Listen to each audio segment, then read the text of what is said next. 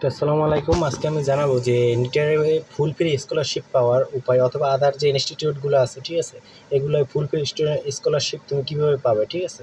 তো দেখো যে ঢাবি থেকে বলা আছে যে প্রত্যেকটা ইনস্টিটিউটের 5% স্টুডেন্ট, ঠিক আছে, বেসরকারিগুলোর সরকারির মতো পড়তে পারবে, ঠিক আছে। দেখো 100 জনে 5 জন স্টুডেন্ট, তো দেখা গেছে নিটের 33 জন স্টুডেন্ট, ঠিক আছে, 33 জন স্টুডেন্ট এইভাবে পড়তে পারছে, ঠিক আছে, টোটাল স্টুডেন্টদের মধ্যে তারা সরকারির মতো একেবারে, ঠিক আছে। তো দেখো নিটের কয়েক ধরনের বৃত্তি প্রচলিত আছে। তো দেখো এটা কীভাবে পাওয়া যায় সে সম্পর্কে ইনশাল্লাহ বলবো। দেখো মেধাবৃত্তি আছে, একটা শিক্ষাবৃত্তি বলা হয় বা অসচ্ছল বৃত্তি, ঠিক আছে। তো দেখো আর 2022-23 সালে যে 33 জন, এই রিপোর্টটা হচ্ছে 2022-23 সনের, ঠিক আছে। তো দেখো নিটের পড়তে তোমার কত খরচা লাগে, দেখো 5,50,000 প্রায় 50,000-এর মতো। তো দেখো যে নিটের কীভাবে 5,50,000 লাগে, দেখো 4,85,000 এমনিতে লাগে, আর তোমার ঢাবির একটা রেজিস্ট্রেশন ফি দিতে হয় 6,500 করে 8 মাসে, ঠিক আছে। তো 6,500 গুণ 8 দিয়ে দেখতে পারবা যে প্রায় 56,000 বা 50,000-এর মতো টাকা লাগে। তো টোটাল প্রায় 5,50,000, ঠিক আছে, টাকা লাগে। তো দেখো আর দেখো নিটের ভর্তি হতে 55,500 টাকা লাগে, ঠিক আছে। নিটের ভর্তি হওয়ার সময় 55,500 টাকা তোমাকে দিতে হবে, আর 3 মাস পর 29,000 টাকা দিতে হয়। 3 মাস পর তো 29,000 টাকা দিতেই হয়। আবার প্রত্যেক সেমিস্টারে 6 মাস শেষ হলে তোমাকে দিতে হবে কত, 6,500 টাকা করে ঢাবির একটা এক্সট্রা ফি। তাহলে দেখো তোমার দেখো কত গেল, এক সেমিস্টারে 6,000, ওদিক থেকে ঢাবির প্রায় 7,000, ঠিক আছে, প্রায় বলা যায় যে 67,000 টাকার মতো, ঠিক আছে, এক সেমিস্টারে তোমার যাবে, ঠিক আছে। তো দেখো এই যে 55,500 না, এটা কিন্তু তোমার প্রথম সেমিস্টারেরটা ওরা আগেই নিয়ে রাখে, ঠিক আছে। তো আমি যতদূর জানি আর কি তোমার, ঠিক আছে। তো এইটুকু আর কি আমি জানি। তো এই বিষয়টা শিওর না, 55,000 তো নিবে, 55,500 টাকা, বাট এটা তোমার 3 মাস পর যে 29,000 থেকে যে নিবে, এটা এই থেকে কাটবে কিনা এটা শিওর না, ঠিক আছে। বাট 29,000 টাকা তোমার কী হবে, 29,000 টাকা 3 মাস পর নিবে। তো ধরে রাখো এই যে 55,500 টাকা এটা প্রথমে নিবে, আর 3 মাস পর 29,000 টাকা তো নিবেই, আর সেমিস্টার ফি ঢাবির 6,500 টাকা দেওয়া লাগবে, ঠিক আছে। নিটের পড়তে গেলে প্রাইভেট তো খরচা তো গড়াই লাগবে, ঠিক আছে। তো দেখো আর তুমি যদি 1.5 লক্ষ টাকা খরচা করতে পারো, 7 থেকে 8 লক্ষ টাকা, 8 লক্ষ টাকা হলে কিন্তু তুমি ভালো একটা প্রাইভেট ইউনিভার্সিটিতেও চাইলে পড়তে পারবো, ঠিক আছে, 8 লক্ষ টাকা খরচা করলে তুমি চাইলে। তো দেখো বাবা মায়ের সনদপত্র বা সঞ্চয়পত্র, এখন তোমাকে কী করতে হবে দেখো। তো দেখা গেছে কি, ওই যে আমি যতদূর শুনতে পেয়েছি 5,000-এর নিচে যারা সনদপত্রের টাকার পরিমাণ দিয়েছিল তাদের 2 থেকে 3 মাস পরে ঢাবিতে কল করেছে, ঠিক আছে, কল করে ওদের সনদপত্র সম্পর্কে জিজ্ঞাসা করেছে।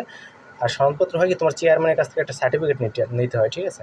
তো যাদের 5,000-এর নিচে ছিল তাদেরকে ঢাবি থেকে ওই যে 5% স্টুডেন্টের জন্য যে ফুল ফ্রি স্কলারশিপ দেয় না, তো দেখো এইটা মানে ওদের করেছিল, তোমার মাফ করে দিয়েছিল, বাট এই 6,500 টাকা ওদের দিতে হতো প্রত্যেক সেমিস্টারে, ঠিক আছে। বাট এই নিটের সম্পূর্ণ টাকা তোমাদের মাফ করে দিয়েছিল ওদেরকে, ঠিক আছে। তো সঞ্চয়পত্র কত দেবা, 5,000-এর ইনশাল্লাহ নিচে দেওয়ার চেষ্টা করবা সনদপত্রে। আর সঞ্চয়পত্র যেটা, ওটা যে তোমাদের দেখা যায় যে আমাদের যারা চাকরি করে, ঠিক আছে, বাট মাসিক শেষে কোনো সঞ্চয় থাকেই না আসলে বাংলাদেশে যারা চাকরি করে। তো এই সঞ্চয়পত্রে 0 দিতে পারো, সনদপত্রে 1,000 টাকা দিতে পারো, 1,000, ঠিক আছে, বা সর্বোচ্চ 4,000, এর বেশি নেই, নিচে 3,000, 2,000 যত কম দিবে তোমার এই পাওয়ার সম্ভাবনাটা পসিবিলিটি বেড়ে যাবে, ঠিক আছে। আর চেয়ারম্যানের কাছ থেকে ওই সনদটা আনবে, ঠিক আছে। তো ঢাবিতেও তোমাকে ওইটাই বলতে হবে যে এটা বুঝিয়ে বলতে হবে, ঠিক আছে। তো দেখো যে বলতে হবে যে সঞ্চয় থাকে না, ঠিক আছে, আমার বাবা মায়ের মাস শেষে ইনকামে যা হয় সব ব্যয় হয়ে যায়, সঞ্চয় থাকে না আমাদের আসলে ঘর ভাড়া সব কিছু দেওয়ার পরে, ঠিক আছে। তো এবার দেখো এই যে 29,000 টাকা, এই যে 22 থেকে 23,000, ঠিক আছে। দেখো এখন কি হয়, নিটের কী করবে, দেখো ওই যে বললাম না কয়েকটা বৃত্তি দেবে, তোমার মেধা বৃত্তি দেবে, অসচ্ছল বৃত্তি দেবে, ঠিক আছে। তো দেখো যে তোমার যদি সিজিপিএ 2.5 থেকে 3.25, যতদূর জানি এই যে তুমি 3.25-এর উপরে যদি রাখতে পারো, ঠিক আছে। আমি যতদূর শুনছি 2.5 থেকে 3.25 বা 3.50, বাট আমার যেটা মনে হয় 3.25 এর বেশি বা 3.50 এর বেশি যদি হয়, তোমার নিটের ওই যে 3 মাস পর যে 29,000 টাকা দিতে হয়, এটা কমিয়ে দেবে, এটা কমিয়ে তোমার কত 22,000 বা 23,000 করে দেবে, ঠিক আছে। তোমরা যদি 3.50-এর উপরে রাখতে পারো বা 3.25-এর উপরে রাখতে পারো, ঠিক আছে, সিজিপিএ। বাট এটা রাখা একটু টাফ, ঠিক আছে, পড়াশোনা করা লাগবে ভালোভাবে, ঠিক আছে তোমার, এই আর কি। তো ওই যে এটা বললাম যে 5,000-এর নিচে যেটা তুমি যে 3 মাস পর্বে যে ডিউ রাখবে, 5,000 নিচে যদি সঞ্চয়পত্রে দাও তো 6,500 দিতে হবে শুধু 8 সেমিস্টারে, আর সব বাকি মাপ নিটের সব টাকা, ঠিক আছে। তো দেখো মেধাবৃত্তি নিটের দিয়েছিল কয়জনকে, ঠিক আছে।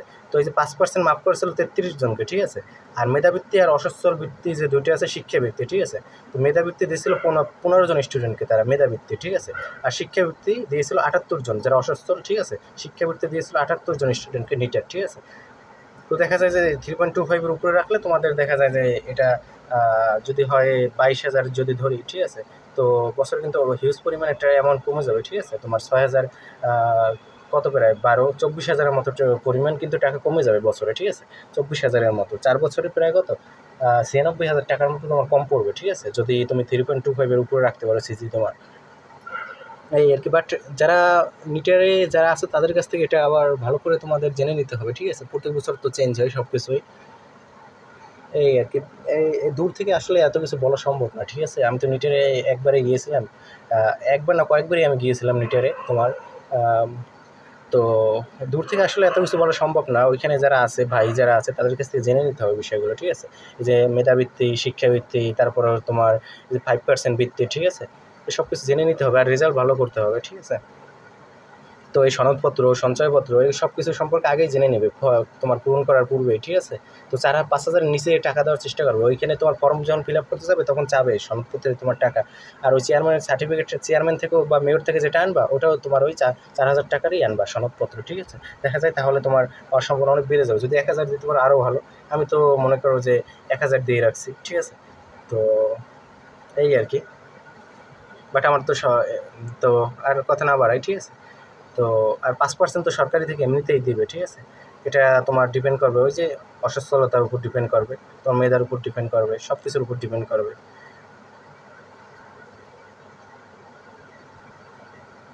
তো ভালো থাকবে সবাই আশা করি। আর এবার কত আসতে পারে সরকারিতে, সরকারিতে তোমার এখনও কিছুই বলা যাচ্ছে না। তোমার কত প্রথম ধাপে হয়তো বা 500-র মতো আসবে, ঠিক আছে। এর পরের মেরিটে হয়তো বা 700 এরকম আসতে পারে। এখনও কিছু বলা যাচ্ছে না, যেহেতু ঢাবির বি ইউনিটে কেবল ভর্তি শুরু হয়েছে। তো সি ইউনিটে ওখানে যারা চান্স পাবে হয়তো ইনশাল্লাহ চলে যাবে, অনেকেই চান্স পায়। আবার দেখা যায় যে তোমার যারা কী বলবো আর, যারা তোমার তৃতীয় মেরিটে তোমার কত পর্যন্ত দিবে, তৃতীয় মেরিটে তোমার দিতে পারে কত 1,000, ঠিক আছে। 1,000 পর্যন্ত দিতে পারে। তো যেতে পারে সর্বোচ্চ এবারে 1,000 বা 1,100-এর বেশি যাবে মনে হয় না। এরপর চতুর্থ ধাপে যদি আরেকটা মেরিট দেয় তাহলে তোমার 1,300 পর্যন্ত যেতে পারে হয়তো বা, যেহেতু গুচ্ছের হয়তো বা ভর্তির কার্যক্রম এখনো বাকি, ঠিক আছে। এই কারণে হয়তো বা সর্বোচ্চ তো 1,000 বা 1,100, ঠিক আছে। বাট চতুর্থ মেরিট যদি দেয় তাহলে ইনশাল্লাহ 1,300 পর্যন্ত যেতে পারে, ঠিক আছে। তো প্রিভিয়াস ইয়ারগুলোতে দেখা গেছে সর্বোচ্চ তোমার 1,400 এরকম বা 1,300 পর্যন্ত গেছে, যেটা অ্যাভারেজ। এক ইয়ারে দেখা গেছে 1,100 পর্যন্ত গেছে, ঠিক আছে। এরকম আর কি তোমার। একটু ভর্তি হওয়া নিটের যাদের সামর্থ্য আছে নিটের ভর্তি হওয়া, আমি বলবো তোমার 1,300 পর্যন্ত যদি লাগতে ভালো থাকে তো আসবে, আর নাহলে তোমার সেকেন্ড টাইমে প্রিপারেশন নেবে, ঠিক আছে। এই আর কি। তো প্রাইভেট ইউনিভার্সিটির সার্টিফিকেটের চেয়ে কিন্তু আবার তোমার পাবলিক ইউনিভার্সিটির সার্টিফিকেটের ভ্যালু বেশি। প্রাইভেটে কিন্তু তোমার সার্টিফিকেটের ওরকম মূল্য নেই, ঠিক আছে। বাট গভর্নমেন্টের সার্টিফিকেটের মূল্য কিন্তু অনেক তোমার, ঠিক আছে, একটা পাবলিক ইউনিভার্সিটিতে পড়ার সার্টিফিকেট, ঠিক আছে, পাবলিক একটা জায়গা থেকে পড়ার। তো ভালো থাকবে সবাই আশা করি। তো ধন্যবাদ সবাইকে, ভালো থাকবে।